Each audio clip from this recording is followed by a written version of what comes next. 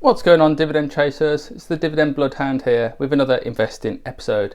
In this episode we're going to talk about the oil industry, and in particular BP and Shell. We're going to do like a little stock battle to see which company comes out on top at the moment in terms of like who I would invest in more than the other.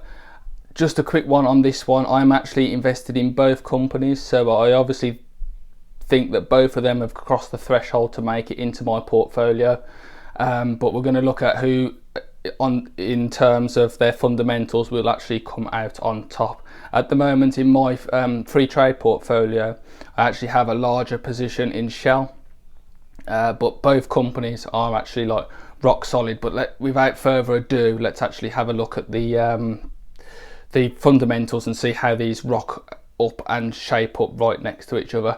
If this video helps you out or brings you any value, please smash that like button in the corner there. And if you're brand new to this channel, never seen me before, I'm the Dividend Bloodhound, and it'd be great if you could subscribe to the channel and even hit that notification bell as well to get notified when I release brand new content. That being said, let's get into the analysis. Catch you in there.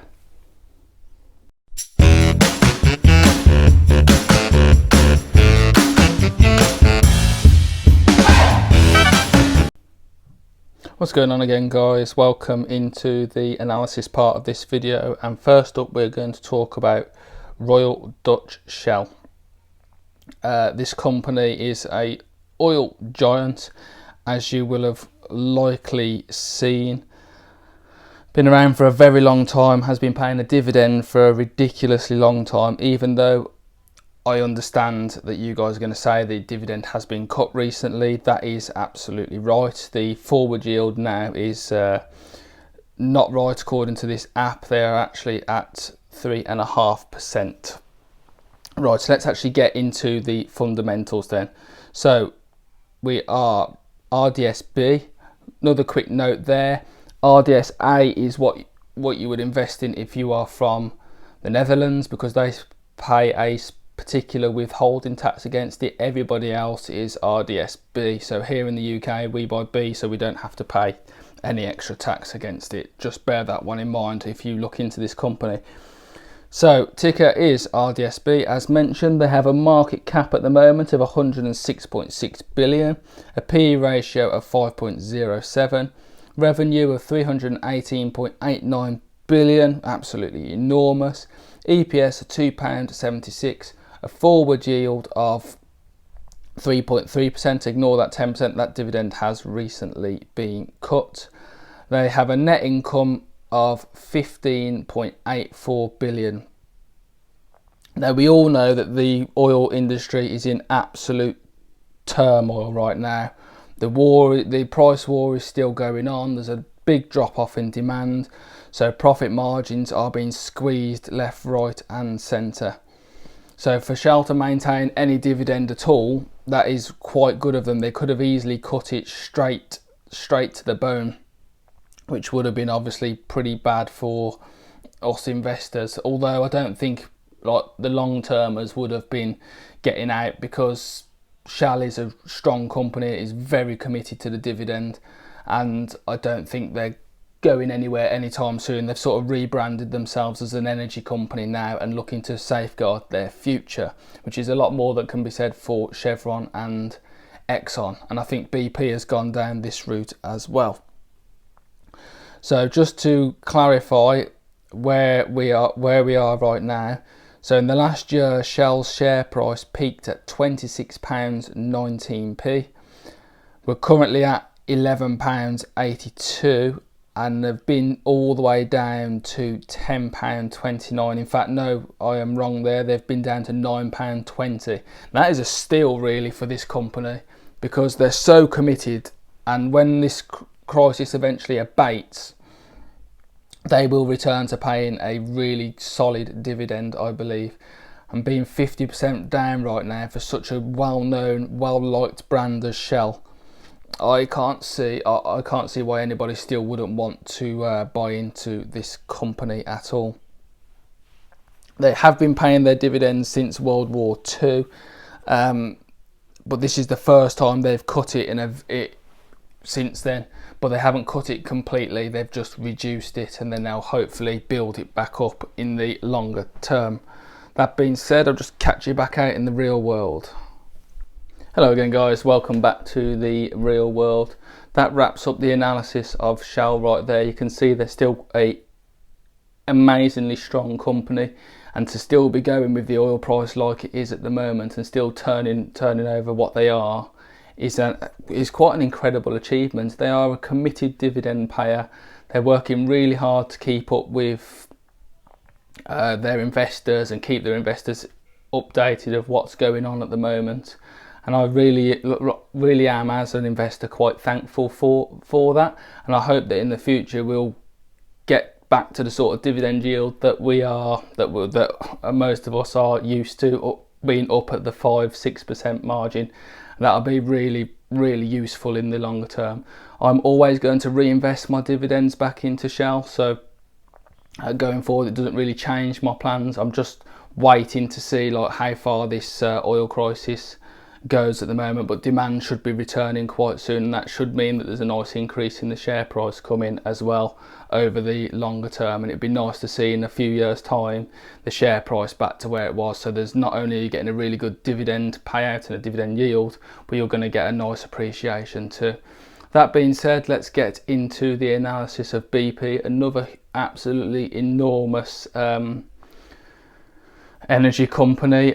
They still have their dividend going into double figures, or their dividend yield into double figures, but I don't think that's going to carry on now. I think they will potentially follow Shell's lead, and I think that's what most investors expect, is that BP will announce that this dividend is fine, this one will pay out just right, but the next one in the next quarter, that will get cut to a more manageable 3 to 4%, just like Shell has.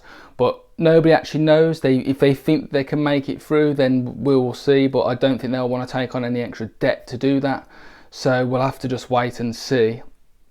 But I am personally expecting a cut to come down to about 3 to 4%. That being said, let's actually get into the video and have a look at, or get into the analysis and have a look at the fundamentals of this huge energy company. Catch you back in there again. Hello again, guys, welcome back in. So now we're going to move on to BP. This is an enormous energy company, as we've well seen. Operations spread all over the world, just like Shell.